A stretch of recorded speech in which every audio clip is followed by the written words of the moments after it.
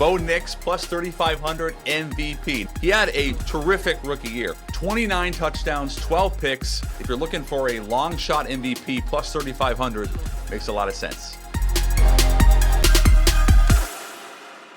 Welcome to week one of the Schultz Report Weekend Guide presented by Fanatics Sportsbook. I'm your host, NFL Insider Jordan Schultz. For the rest of the season, every Saturday, I'm preparing you for the weekend ahead. Let's get into it. So here are my headlines for this week by the numbers, starting with 0, Jalen Carter snaps. Now, if you were watching the Eagles-Cowboys on Thursday night, you saw what happened. Dak Prescott, whether or not he baited Jalen Carter into spitting on him, is immaterial. Because if you're Jalen Carter, arguably the best player on that defense, one of the best young defensive players and weapons in the NFL, you can't do it. You just got to know better. And you got to know, as he said afterward, that you're too important to your team. And it would surprise me if the NFL actually suspends Carter, because usually when you are ejected from a game, especially something like this, you are not going to be suspended. He will be fined, but I would expect him on the field week 2 for the Philadelphia Eagles. The next number is 3, Xavier Worthy. That was the amount of snaps he played before injuring his shoulder Friday night in Brazil against the Chargers. It was some friendly fire. He runs into Travis Kelce on a crosser. Really unfortunate because he had a terrific spring, terrific camp, and Kansas City, especially without Rashee Rice the first 6 games, has really been excited about what Xavier Worthy can bring to the table from a speed perspective. We obviously saw in the Super Bowl. So as Kansas City returns to the States, Xavier Worthy will have an MRI. That will determine if and when, how much time he'll miss with the shoulder.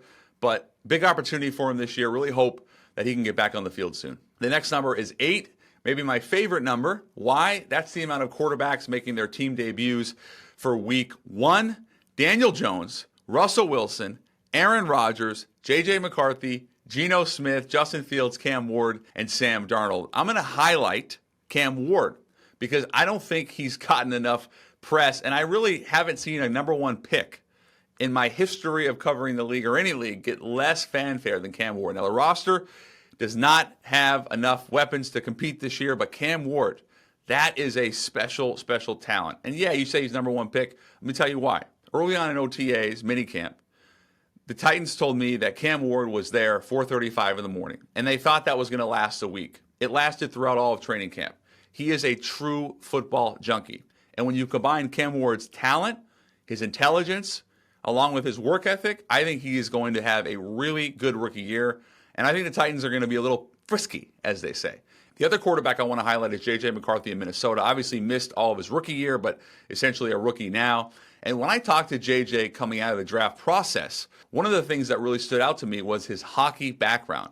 A very accomplished junior hockey player. In fact, he told me point blank that hockey really instilled the toughness and team values that ultimately helped him with football. And he's also won at every level. Was a dominant high school player, state champion, obviously undefeated in college. I think he only lost 4 times in high school and college combined. And now he goes to the NFL where you combine that hockey background with the intelligence as well. Not to mention he's very mature. Just got married, is having a baby. J.J. McCarthy, wise beyond his years. And I think with Kevin O'Connell, the rookie is going to have a terrific season feeding Justin Jefferson.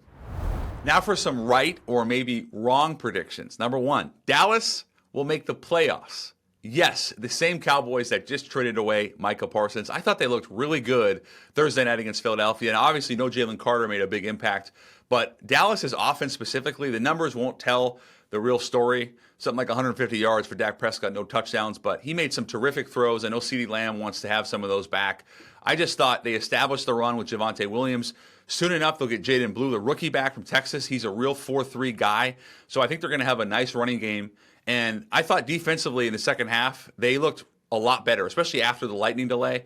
And I think Kenny Clark, as a dominant nose tackle, will make a real impact. So Dallas to make the playoffs, number 1. Number 2, Tyler Warren, Offensive Rookie of the Year at plus 2,500. He really should have been or could have been a top 5 pick. He ends up going 14 to Indy. And you have the physical tools, 6'5", 6'6", can really run. He's an incredible seam guy. The comparison coming out was Rob Gronkowski, but we were just in Indianapolis. We had an exclusive with Daniel Jones, and we asked him, what have you seen, what have you liked from Tyler? And what he told me was really it's the intelligence, his understanding of how to run routes, when to sit in a zone. All of that's going to really make a difference when you combine the fact that he's an athletic specimen. And I think Daniel has always loved the tight ends. So I really like Tyler Warren, schemed up from Shane Steichen, getting lots of targets from Daniel Jones, Offensive Rookie of the Year, plus 2,500.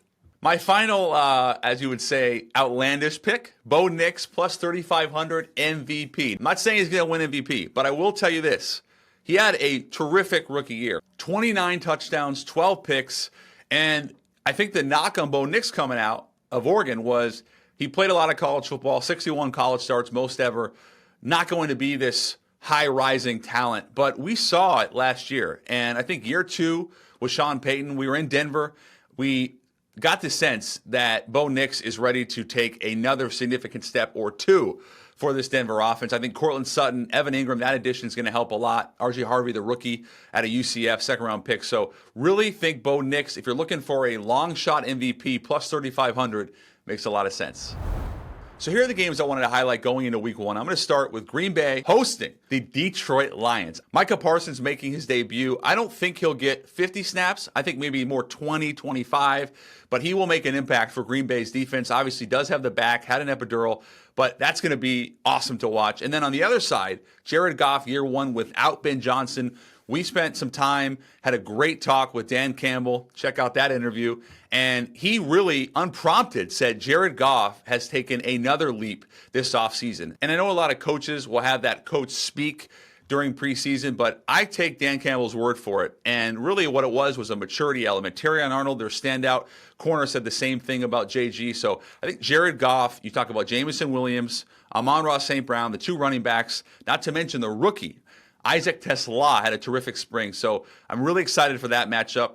And I'm really excited for Jared Goff, even without Ben Johnson. Dolphins Colts. Now, this isn't the sexiest matchup, but some intriguing under-the-radar storylines. Number 1, the Miami offense. Devon Achane, Tyreek Hill, both coming off injuries. I expect both to have big games, and I think both of those guys really want to make a statement early in the season, especially Tyreek after last year. And then the other side, Daniel Jones making his Colts debut as QB1. Obviously spent some time with him in Indianapolis. It's really the most relaxed and confident I've seen DJ. I've known him since really his rookie year in New York, so quite some time now. He's going into year 6, and I expect a motivated and I think successful output for Daniel Jones, not only in week 1, but with the Colts as a whole. I think one of the keys in Indianapolis, the market so much smaller. Also, I just feel that Daniel has a great connection with Shane Steichen, more so than he ever had with Brian Daboll with the Giants. And I think when you have a quarterback guru in Shane and one that trusts you and believes in you, I think Daniel's going to overachieve in a big way in terms of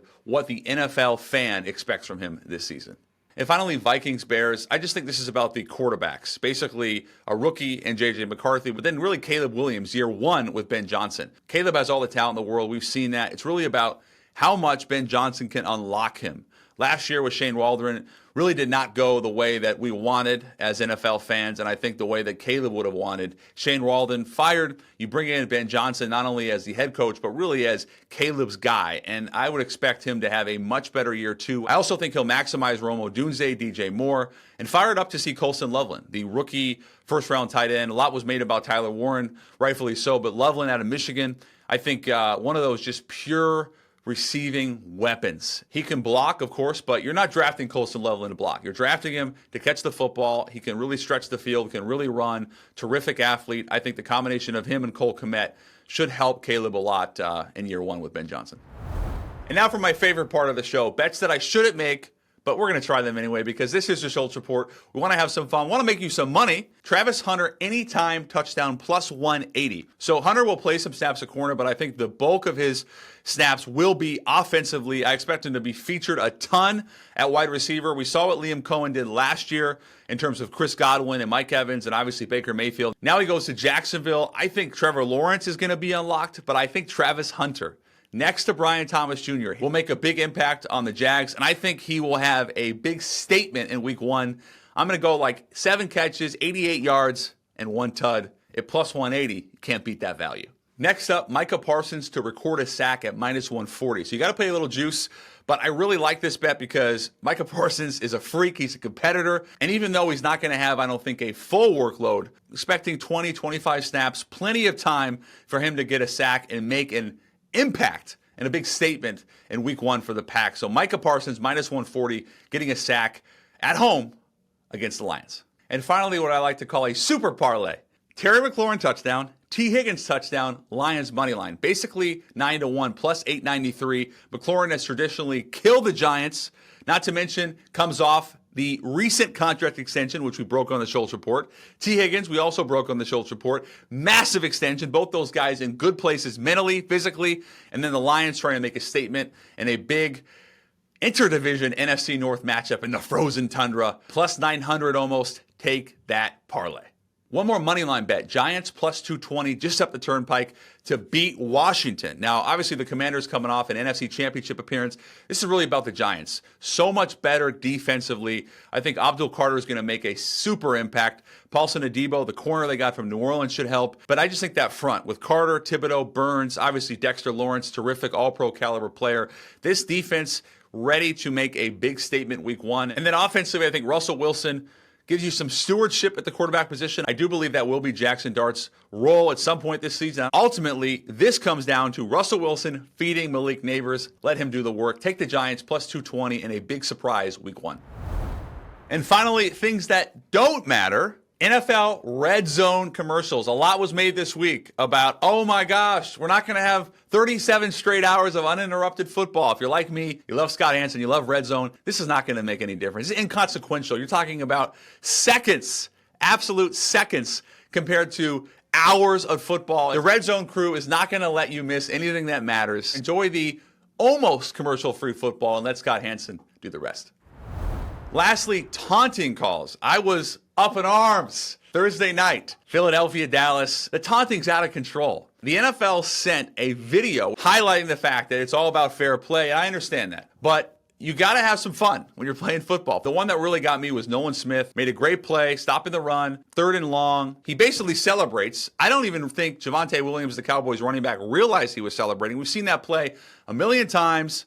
And yet he gets flagged. I thought changed the course of the game. A lot of times when we see these new rules implemented, even if it's NBA, MLB, NFL, you see a lot early an emphasis and almost an overemphasis on the rule. And I'm really hoping that's the case because there were 3, maybe 4 Thursday night that I really didn't like at all. And as an NFL fan, first and foremost, I sincerely hope we don't have one of these ridiculous taunting calls swing the course of a game this first month of the season. We want to see the players decide the games, not the refs. That's the bottom line. And finally, my parting thoughts. I'm going to focus on the calf. Why would I do that, you ask? Good question. The calf injury, specifically to Christian McCaffrey and Devon Achane, the 2-star running backs for San Francisco and Miami. Now, if you are anything close to an NFL fantasy football fan, you know that the calf is very scary. It's directly tied to the Achilles. It's directly tied to explosiveness, sudden change of direction, certainly components that an elite running back needs. Now, Christian McCaffrey, I was told last week by the Niners, I reported this, that this was the healthiest he's been. He then pops up on the injury chart. He says he's okay. We got to take his word for it. Achane has been battling calf stiffness, soreness throughout camp. He's going to be okay. I really hope, as a fantasy football fan who has Devon Achane, I believe it's the case, but just something to monitor because you never can be too careful with an Achilles. And thank you so much for watching Week 1 of the Schultz Report Weekend Edition presented by Fanatics Sportsbook. Lock in, enjoy the games. Happy hunting.